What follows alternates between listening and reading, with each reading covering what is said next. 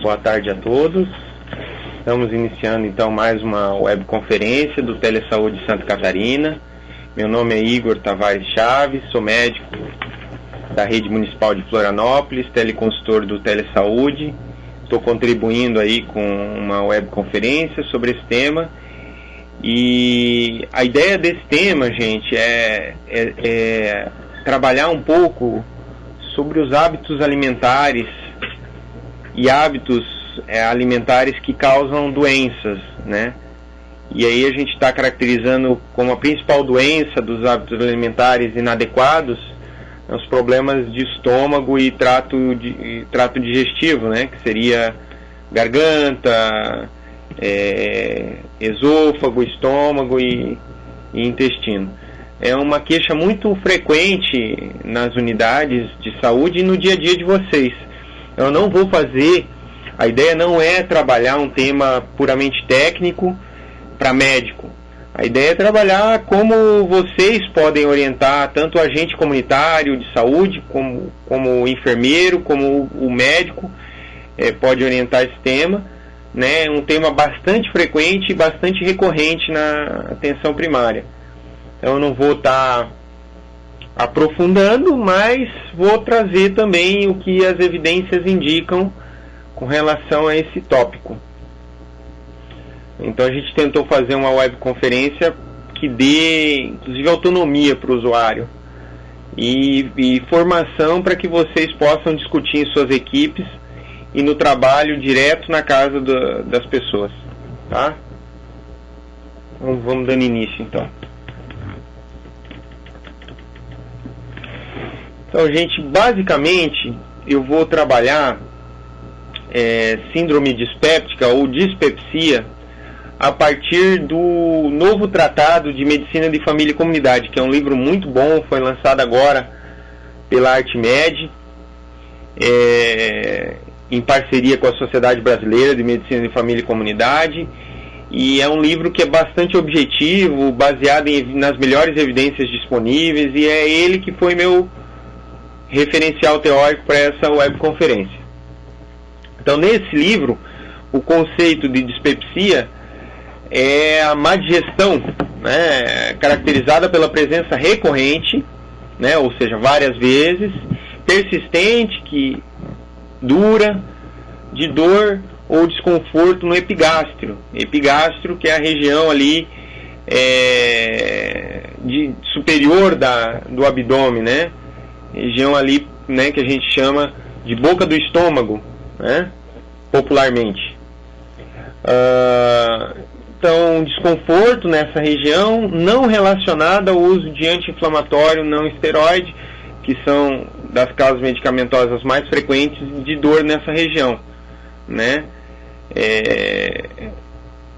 E acompanhado ou não de sensação de saciedade precoce, né, que é aquela sensação de falta de apetite, né, com pouca comida você já se sente satisfeito, vontade de vomitar, que é a náusea, né, o vômito propriamente, a pirose, que é a queimação, a famosa queimação, a regurgitação, que é aquela sensação de vômito que volta comida na boca, e ou rotos, né, eructação, que são aqueles rotos frequentes, a barriga estufada também, né, que é a sensação de plenitude, né, também é um dos sintomas.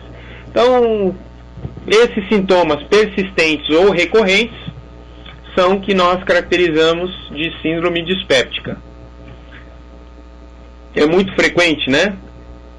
A gente conhece como outros nomes. É o embucho, a queimação, a dor de estômago, a barriga estufada, a azia, dor na boca do estômago, dor na barriga, são as formas que o povo manifesta esses sintomas e a síndrome dispéptica, né? Vocês devem acompanhar isso com muita frequência, essa queixa, né? Aí na cidade de vocês. E por que discutir isso no Telesaúde? Por que é interessante conversar? A gente tem conversado no nosso dia a dia com vários amigos, né? E apesar de todo mundo saber o que é, ninguém sabe o que causa e qual a forma de evitar.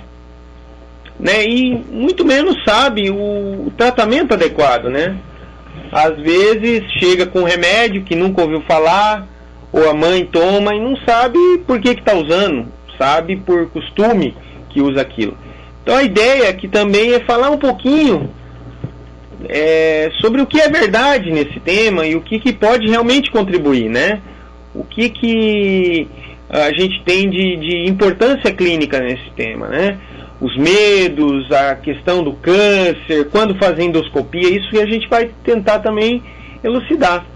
Para a gente ter uma ideia, 44% da população, se você perguntar hoje sobre esses sintomas, quase metade da população brasileira vai ter algum desses sintomas eventualmente. Vai dizer, de vez em quando eu tenho, sim, sei como é. Né? Então, quase metade da população brasileira vai ter esse tipo de sintoma. A maioria vai tratar em casa, com cuidados que aprendeu com a avó, com a tia, e para nosso descontentamento, também com remédios indicados, o que é ruim, por isso a importância também de instrumentalizá-los, né? De passar alguma informação que seja baseada em evidências para vocês. 1% das causas de procura da atenção primária à saúde, ou seja, do posto de saúde. Então, de todas as pessoas que procuram, a cada 100 pessoas que procuram posto de saúde, uma delas vai procurar por sintomas dessa ordem, da ordem daquilo que eu falei para vocês. Fazendo uma parte, gente, hoje nós pretendemos seguir com esse tema continuamente. Então, se eu ficar enfadonho, cansativo em algum momento, se manifestem que a gente interrompe e faz um intervalo, senão a gente vai até o fim, tá?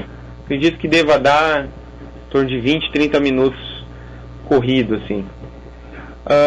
Então, 60% dos casos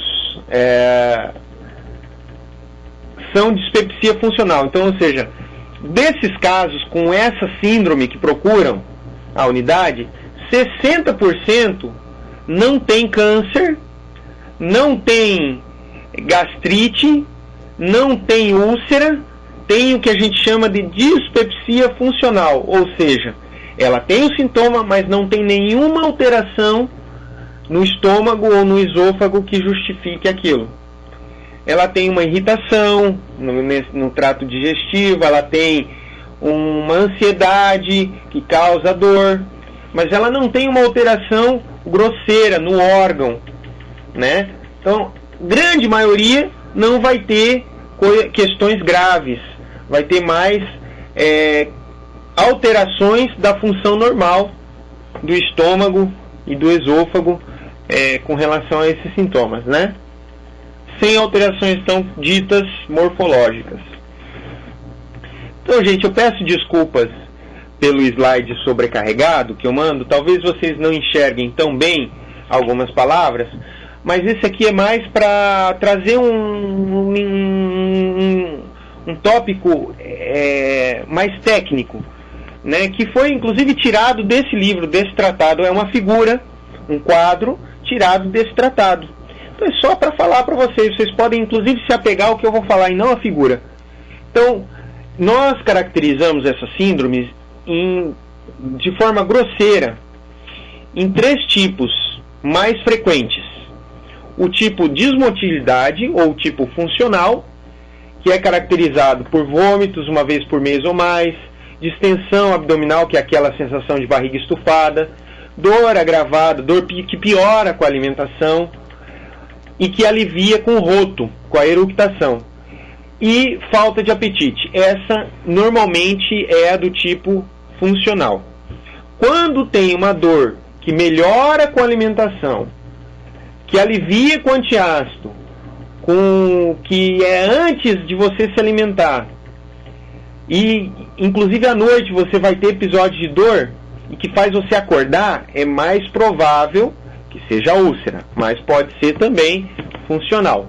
E quando, por exemplo, você sente aquela sensação de queimação que volta na boca, pelo menos uma vez por semana ou mais, com volta realmente daquele alimento, daquele conteúdo, provavelmente o problema é refluxo. Esses são os 3 principais síndromes que a gente tem dentro do mesmo quadro de problemas. Aí de novo uma figura. E essa figura que eu trouxe agora, também algumas coisas não ficam, talvez os números não fiquem tão bem visíveis, mas também é para exemplificar uma questão muito importante, gente.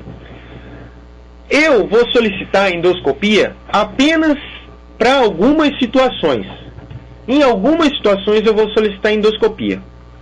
Toda vez que eu solicito endoscopia, eu vou procurar uma alteração morfológica. Eu vou procurar um câncer, eu vou procurar uma úlcera. Tá? Essa é a indicação da endoscopia. Eu vou me deter depois no próximo slide. Tá? E quando eu solicito essa endoscopia, olha que interessante. De todas as vezes que a pessoa chega com sintomas ou sinais de alerta que me fazem solicitar uma endoscopia, o que eu vou encontrar nessa endoscopia? 60% das vezes, mais da metade das vezes, eu vou encontrar nada. Não vou encontrar nada. Eu fiz a endoscopia e mais da metade das vezes eu não vou encontrar absolutamente nada, ou achados insignificantes. 60% das vezes. Apenas em 19% das vezes eu vou encontrar uma irritação no esôfago, que é o tubo que liga a boca ao estômago. 19% apenas. Em apenas 5%, 5 em cada 100, eu vou encontrar uma úlcera no estômago. Em 5%, também eu vou encontrar uma úlcera no duodeno, no início do intestino. Uma úlcera péptica, eu vou encontrar em 3% das vezes. Outros achados, 5%. E câncer, que é o maior medo da população, câncer no estômago, em 2%. Ou seja, eu tinha sinal de alerta, eu tinha por que pedir endoscopia e só em 2 a cada 100 pacientes eu vou encontrar algum câncer. E em 1% das vezes esse câncer vai estar no esôfago, que é no tubo que liga. Então é menor ainda. Então de cada 100, 3 eu vou ter câncer. O restante vai estar absolutamente normal. E, gente, eu estou trazendo isso para a gente discutir um pouco a endoscopia. Ali eu vou falar das indicações. Mas é muito frequente a gente ver gente pedindo endoscopia no consultório, ou comentando com vocês, eu acho que preciso de uma endoscopia, ou tendo feito 3, 4 endoscopias na vida, sem necessidade alguma. E depois nós vamos falar por que isso não é bom. Mas, bom, se você está na casa de uma pessoa, agente comunitário, ou a pessoa veio procurar o posto de saúde, consulta com o enfermeiro ou com o médico, como é que vocês vão conversar sobre esse assunto? A primeira coisa que vocês vão fazer, quando forem conversar com alguém sobre esse assunto, é fazer uma pergunta aberta, é escutar essa pessoa. Então, tudo bem, dona Maria? E o que está preocupando a senhora? De que forma que a senhora vê que eu posso lhe ajudar? Faz uma pergunta aberta. Primeira técnica de comunicação com as pessoas com queixa na nossa profissão da saúde. Depois, se cabe ao meu papel, se eu estou interessado em aprofundar, se eu estou numa consulta médica de enfermagem, ou estou numa visita e eu preciso saber maiores detalhes, eu vou perguntar do tempo. O tempo é muito importante. Há quanto tempo está sentindo isso, Ana Maria? Com que frequência a senhora tem esses sintomas? Porque se acabou de acontecer, se a barriga está estufada hoje, nunca teve, provavelmente foi alguma coisinha que comeu que não caiu bem, Agora, se está com emagrecimento já há 1 ano, 3 meses, mais esses sintomas, precisa procurar um serviço de saúde, ou precisa investigar, ou precisa tratar. Então, o tempo é muito importante nesse tipo de queixa, tá? Como é a sua alimentação? Na maioria das vezes, as pessoas ficam horas sem comer, tomam café o dia inteiro, tomam refrigerante, comem salgadinho de rua, comem fritura, aquela alimentação grosseira. Óbvio que vão ter problemas, gente? Óbvio que vão ter sintomas. A gente tem que saber que essas questões vão prejudicar o corpo da gente. O corpo da gente é feito, o mecanismo do nosso aparelho digestivo, é feito para a gente se alimentar a cada 3 horas. Se a gente fica muito tempo sem comer, a gente produz ácido no estômago e esse ácido não é consumido. O que esse ácido faz? Agride o nosso estômago, agride o nosso esôfago, agride o nosso intestino.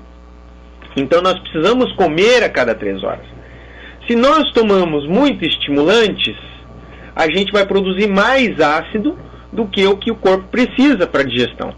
Então o excesso de ácido produzido pelos estimulantes, e o que são? Coca-Cola, café, chimarrão. Se eu consumir muito estimulante, eu vou ter mais ácido do que o corpo precisa. Também posso ter irritação. Se eu como substâncias que agridem o meu estômago, eu perco a proteção natural. Então se eu como muita fritura, muito salgadinho, se eu tomo álcool demais em excesso, eu vou ter uma agressão, vou perder a defesa do meu estômago, vou facilitar um mecanismo de agressão, né? Então perguntar sobre alimentação é fundamental, tá? Algumas medicações vão tirar a defesa do estômago. Nós temos uma defesa, um muco de revestimento que protege o estômago do ácido. Esse muco, que é produzido pelo estômago, ele pode ser afetado, a gente pode produzir menos a defesa do estômago, né? E tem algumas medicações que interferem com o mecanismo de defesa do nosso estômago, seja tirando a defesa ou algumas vezes produzindo ácido, né? Que medicações são essas? Então, exemplo, anti-inflamatórios e analgésicos podem tirar a defesa do nosso estômago. Uma pessoa que toma muito diclofenaco, muito ibuprofeno, nimesulida, né? Que mais? Que tem de Anador, esses remédios todos para dor. A pessoa toma demais aquilo, ela vai ter problema de estômago. E daí, o agente comunitário na casa da pessoa pode dizer, olha, dona Maria, mas isso aí é que a senhora está comprando lá na farmácia, sem ir no posto, está comprando muito remédio, aquele para dor que a senhora toma, sabe? Aquele Miosan, aquele Voltaren que a senhora está tomando, aquilo lá pode ser o causador do problema da senhora. Quem sabe a senhora não faz uma consulta e conversa sobre isso? Às vezes só o tirar ou orientar a pessoa já vai curar o problema dela, né? Outros, né? Antagonista de cálcio, né? Que é aqui o nifedipina, anlodipino, outras medicações, né? Bifosfonados, que são aquelas medicações para osteoporose, né? O alendronato. Biguanidas, que são a metformina, as medicações para diabetes. Corticoide, né? Aquele dexacitoneurin que a dona Maria vai todo mês lá aplicar, né? O dexametasona, né? Esses prednisona, esses são corticoides. Os nitratos e a teofilina. Então pesquisar, conversar sobre isso é extremamente importante, tá? E quando então eu devo solicitar uma endoscopia? Quando está indicado eu solicitar uma endoscopia para investigação? Então vejam, o agente comunitário está na casa da pessoa, a pessoa vem em consulta de enfermagem ou consulta médica. Primeira coisa que eu vou fazer é conversar com ela, entender de onde veio esse problema, né? Se veio da medicação. Ansiedade também pode produzir muito ácido e dar gastrite e dar dispepsia. Então a primeira coisa que eu vou fazer é conversar, entender se são esses os sintomas e se estão relacionados aos hábitos. E se estão relacionados aos hábitos, eu vou corrigir primeiro os hábitos. E segundo, quando esses sintomas são frequentes e recorrentes, eu posso tentar um tratamento. Por último, e se tem sinais de alerta, e é os que eu vou falar agora, eu devo solicitar endoscopia. Mas antes de solicitar endoscopia, eu vou tratar. Eu vou usar uma medicação. E se a medicação não der conta, aí sim eu devo solicitar endoscopia. Em que situação? Bom, tem situações que eu nem preciso tratar. que eu devo fazer endoscopia logo de cara. Por exemplo, se a pessoa diz, olha, doutor, eu estou vomitando sangue. Você olhou a boca dela, não tem nada. Ou a dona Maria disse pra gente comunitária, eu estou vomitando sangue. Opa, tem que fazer uma endoscopia o quanto antes. Inclusive, é indicada até em situação de urgência. A pessoa está com um vômito, né? A endoscopia é terapêutica. Tá? Então é uma situação de urgência essa. Se a pessoa tem dificuldade para engolir, tá com dificuldade para engolir sólidos, né, carne, a comida não passa, é uma indicação de endoscopia, né? Não precisa nem tratar, manda fazer com urgência.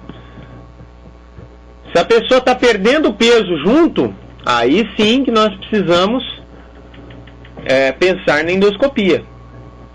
Se eu examinei a barriga da pessoa, o médico examinou e tem uma massa, tem uma bola na barriga, opa, tem que fazer endoscopia. Se a pessoa junto está com anemia, indicação relativa, mas posso tratar antes e solicitar endoscopia, se persistirem os sintomas. Se não melhora, está com vômito, não melhora com a medicação, também.